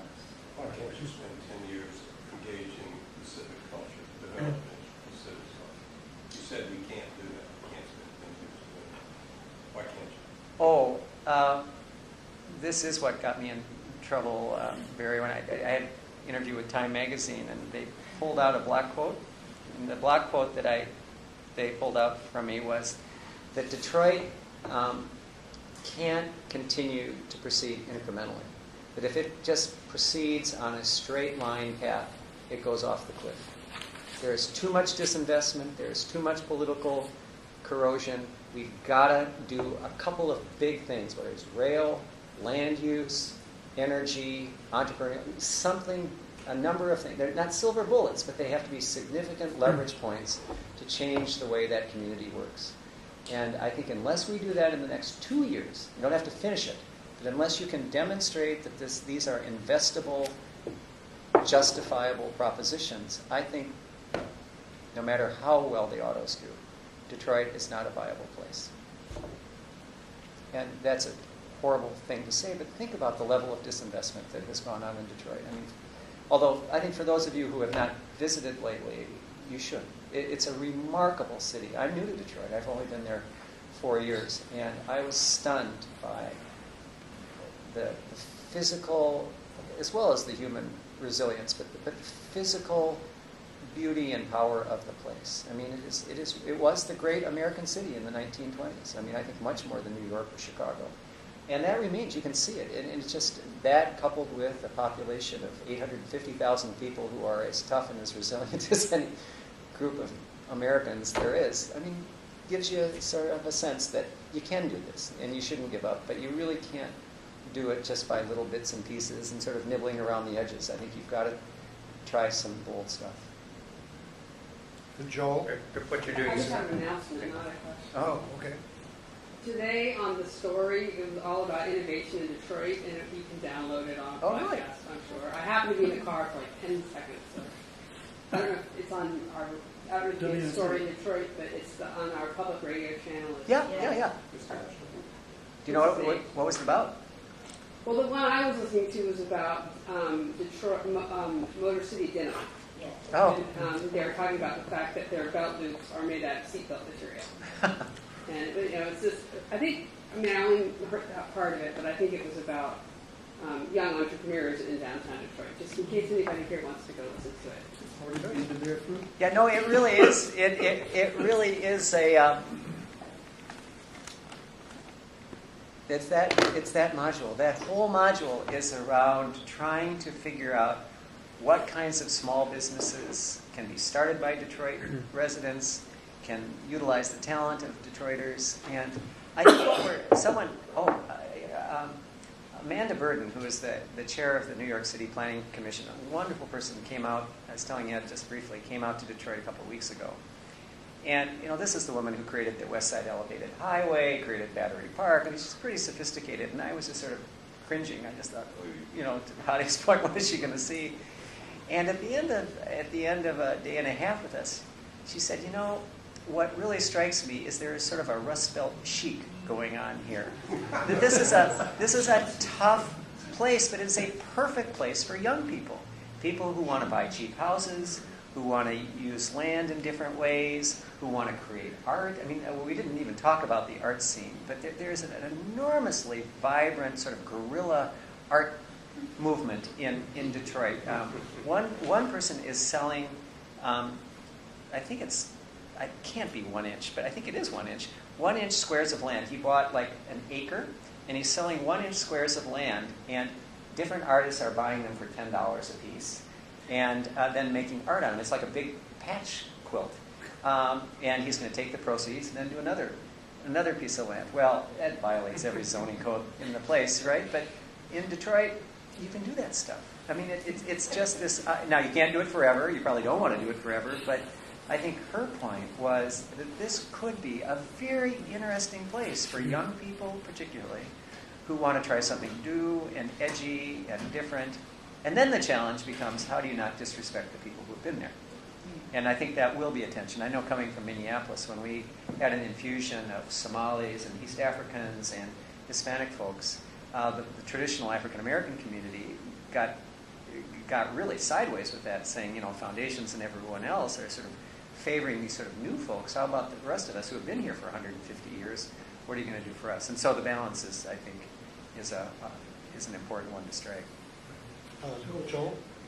First, let me say how exciting it is to hear what you're doing here. And it's so strange for a foundation to take something that is so amorphous and so rich.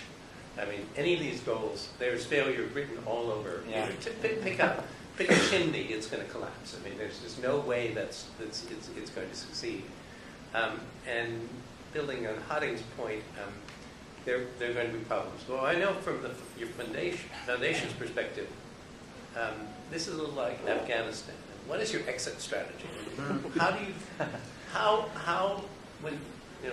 what's your goal in 10 years or 5 years in terms of how do you see that happen? I think, do you double down like the nation I know if it ain't working the way you thought? I mean, you know, what percentage of your foundation resources go into it now? Yeah. What do you expect to do when things go bad? Yeah, that's the easier question, so let me answer that one first. The optimism is remarkable. Actually, I'm thrilled by every bit of it. I know you are. I know. Could have fooled me, Hadi.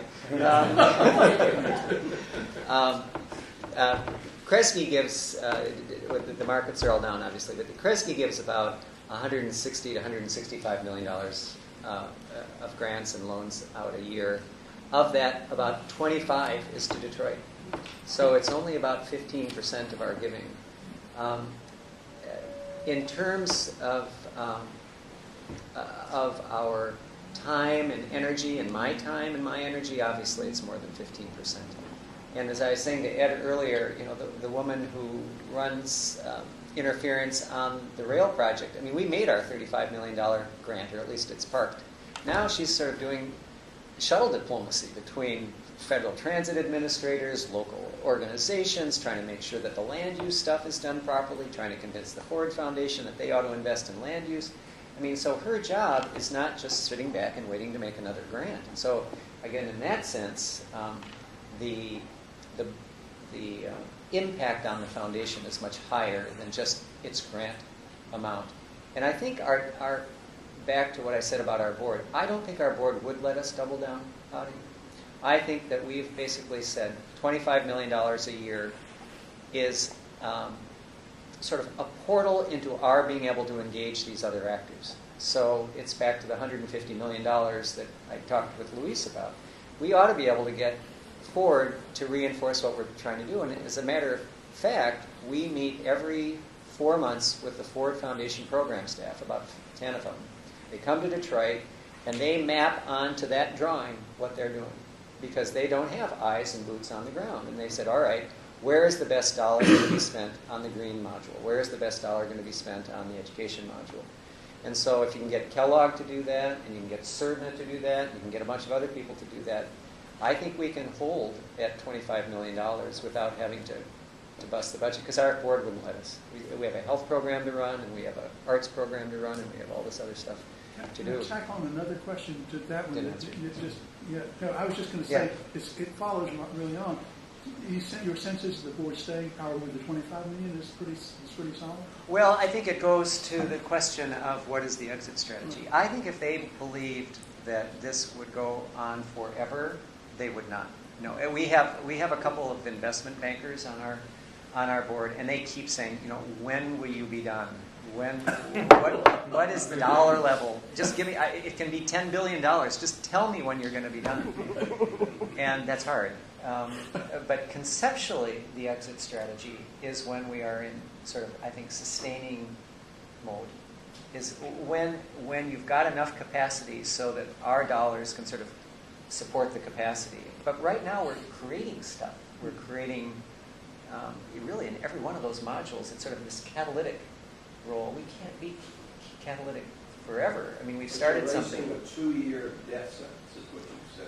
Well, that may be extreme, but I think we have to show progress, and actually we have. I mean, no one 2 years ago, Hotting, thought we could pull off this light rail scheme. Even the Secretary of Transportation just said, "What is this?" And I think that we will have one of those with the land use. I think we'll have one of those with that Midtown strategy, with the anchors investing locally. I think we're going to have a couple of those that will permit people to feel more comfortable about that. Let me hold you and to answer Joel's point or question about have you covered the exit component and what do you think it would be? Just sure. Well, I think the best I can do is sort of the conceptual level to say it is when these things take and our dollars and our influence can help support them along. Again, we can't pay for Tony Griffin we shouldn't want to pay for an external planning resource for more than a couple of years. We need to get it into the water system. And I think once we get it into the water system, then maybe we can have a conversation about what our dollars do. But this engagement strategy will probably cost Ford and Kresge and Kellogg close to $10 million by the time we're done over the next 2 years. The technical team is very expensive. The community planning process is very expensive. And then some of the early implementation steps, daylighting creeks and doing some of that, some of the initial stuff that we're going to have to do is going to be very expensive. So we can't do that forever. But I think once we get that in place, then maybe a different set of strategies kick in. Bobby? So, my apologies that I didn't hear the beginning of it, but what I understand is the investment you're making is through grants and not program-related investments or mission-related investments in a sense into Detroit. Is that correct? We have not, I don't know if everyone knows, mission-related investing is essentially taking your endowment and rather than investing in a hedge fund, you would invest in something that had a social return. We have not gone there yet, although we've begun the conversation about what a mission-related investing strategy might look like. Not so much in Detroit, but again, across the whole portfolio. We have done PRIs. And we were able to get Living Cities, this consortium of federal banks and foundations together to actually land one of their 5 pilot projects in Detroit, and that'll be heavily undergirded by loans and PRIs. So we're going to use, I think, as much of the spectrum as we can. With the transportation piece of it outright? Probably. Not the line itself. I mean, all we're doing is taking public right-of-way, running track, and putting moving stock on the track. All of the stuff around it, all of the land use, which is really the value in Detroit. Detroit getting a lot of cars off the road is not an issue. There aren't that many cars. But the land use value of light rail is huge. And trying to reconceptualize what goes into the land and how you can create community benefit agreements and make sure that it ties into community. That is the kind of stuff that Ford is really interested in, Kellogg is really interested in, and they've indicated a willingness to use PRIs and loan dollars to help secure land, prevent speculation, and a bunch of other stuff. And Mary? Oh, well, let's see if there's anyone who hasn't raised a question yet and would like to. Okay, Mary?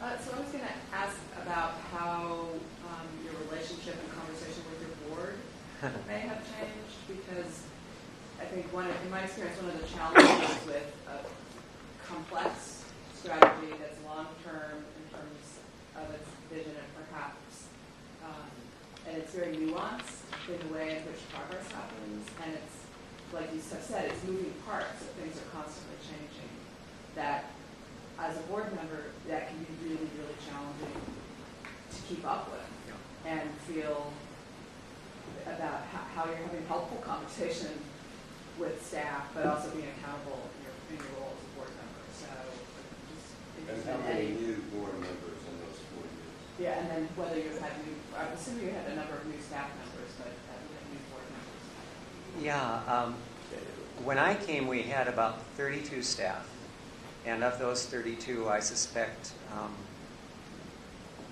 10 have left, and we now have 65 staff.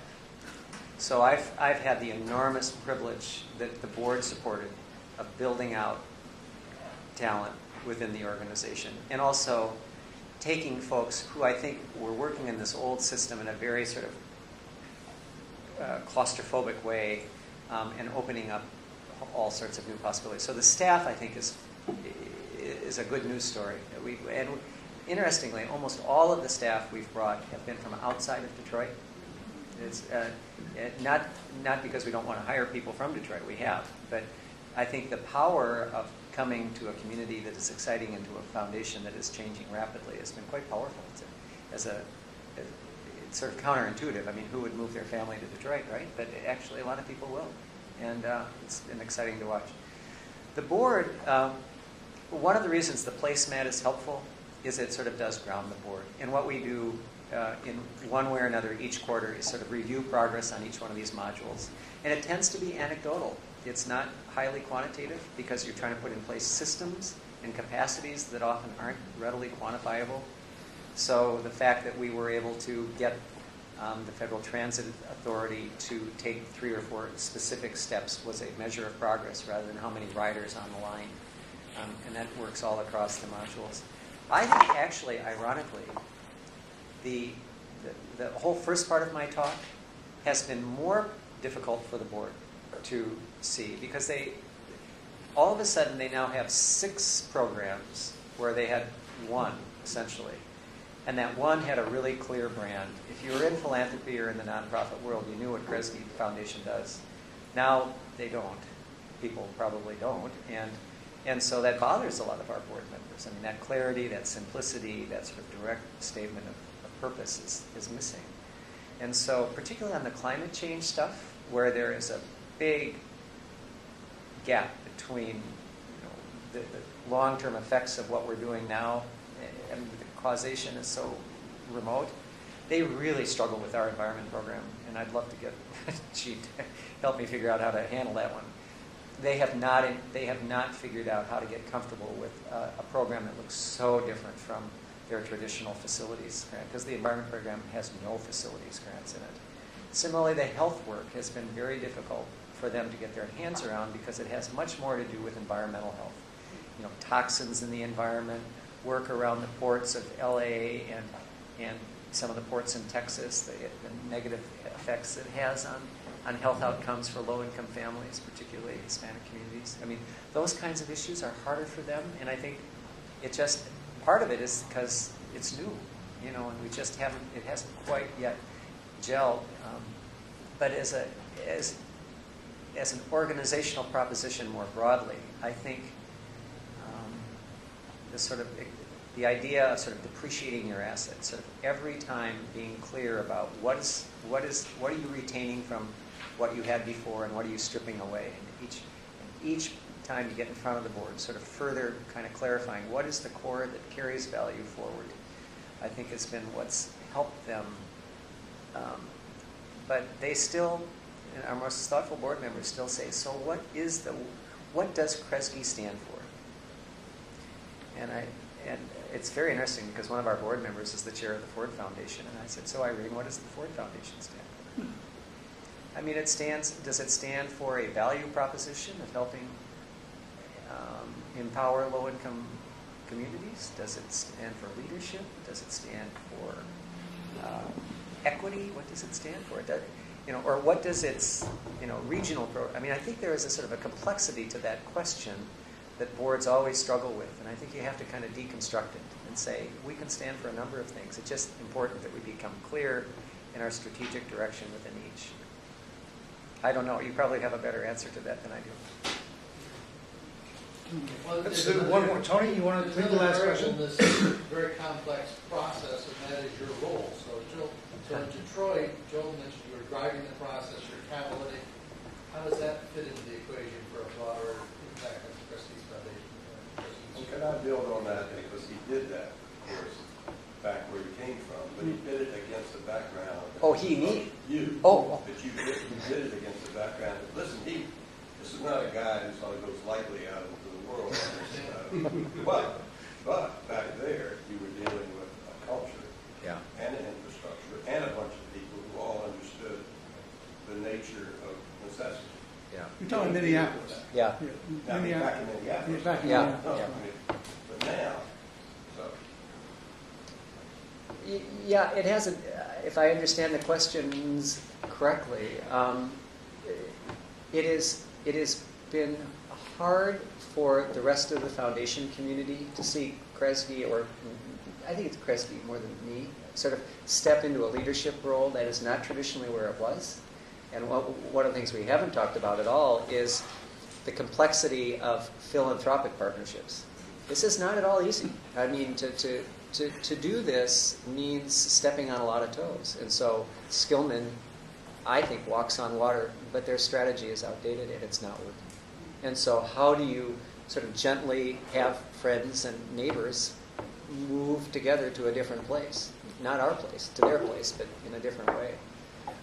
There are individual members of the philanthropic community who are used to behaving a certain way. We're asking them to behave differently in terms of leadership style. The Community Foundation is a terrific foundation, but it's very conservative and cautious and does not want to work this way. And so there's all sorts of tension there. So there's that tension. There's the community tension of, who is the Kresge Foundation? And so they don't even have an office in Detroit. And what are they doing, sort of taking on such an important role? And that, I think, just comes with time. We've got to get our folks much more embedded. And they are. We have 3 or 4 people who live in Detroit, work in Detroit. And that will come. But then there's the board question, because what happened in Minneapolis was my board then was not comfortable with this kind of leadership on the part of the foundation or on the part of its executive. They felt it was sort of outstripping their level of comfort.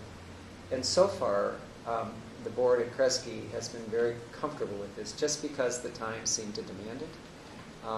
I think we have, of our 12 board members, 4 are from Detroit. And they essentially help provide some cover by saying to the rest of the board, this is important. Rip needs to be spending time on this. It is part of an executive's role to kind of get out and be the face of the organization. So, but I think on balance, the biggest tensions have come, ironically, from the rest of the philanthropic community. The board has been good, the community has been accepting, but I think the philanthropic community is just like any other community. It kind of gets uncomfortable when someone sort of tries to take a different tack. Yeah. But is it your vision that this kind of leadership will define Kresge in years from now? I hope so. I've said, and this is a horrible thing to say. Now turn that camera off. I actually think that. I actually think how we work is more important than what we work on. And that when I answer the question to the board of what do you stand for, it is a way of working, which is strategic, interdisciplinary, and on the truly wicked problems of the time. Those will change. And it may not be sort of the environment will change or human services will change, but something within that calculus will change. And so what I think I'm trying to do is embed in the organization a different way of working, which I think will survive me, will survive all of our staff, and actually maybe over time will be a more important contribution that we can make to the field. Be intelligent about it. Does Joel, anybody actually live in Detroit? In the city of Detroit. I don't mean Birmingham, I don't mean... Any of our staff? Staff or the board in particular. Not the board, but the staff does. Yeah, we have a bunch of staff who live in Detroit. Because, when I left there hadn't been a new home built in Detroit in about 15 years. Yeah. Y'all built a new home? This is probably not a good time to build new homes, but actually, a lot. There are a number of rental large rental projects going on. Yeah. Joel, last point. Okay, I think that this is very gutsy, and one of the things that Rip did when he first got there was to commission a grantee perception report by the Center for Effective Philanthropy, and it turned out that these are surveys of the grantees of the foundation. For those of you who don't know about the grantee perception reports, and it turned up a lot of unflattering things, but many foundations do not put those reports up, especially the reports that they get that put them up on their websites. Especially foundations that get blasted in the perception report. You had been there, I think, about a year when he did this first one, and it wasn't flattering. And it went up on the website with a message from the president saying that he felt it was really important that foundation be transparent about such things. My question to you is, in terms of his stature in the field of foundation president, he's become a hero for those people who care about transparency. My question is, how did the board react to those findings in there that basically said that the foundation was not in very good contact with the people who they'd given money to? It was. It's a really interesting question. It was very difficult because I was proposing that we sort of move in a different direction. There were a number of the board members who were really enamored of the old direction, and so to have this sort of rubbed in their face that essentially the old direction had some deep flaws and in fundamental ways were quite important. I think it sort of made a couple of them more receptive, but I think made a couple of them really hunker down. And so we had some difficult conversations. And I just tried to make the simple point that this was not intended to self-flagellate. It was an attempt to understand whether there weren't ways in this new way of working that we could improve on. And I think they finally got there. But it was hard. Have you had subsequent... We're doing one right now. I'm very interested. Well, I'm going to take the opportunity to coin a phrase and say, this was riveting. I think it was one of the most thoughtful and deep conversations about philanthropy, the people who lead it, the people who try to make change happen in a good way, the warts, the committee spots, everything. And a testament to Rip and his leadership, which in the world that we're in is really, really special. So thank you for coming.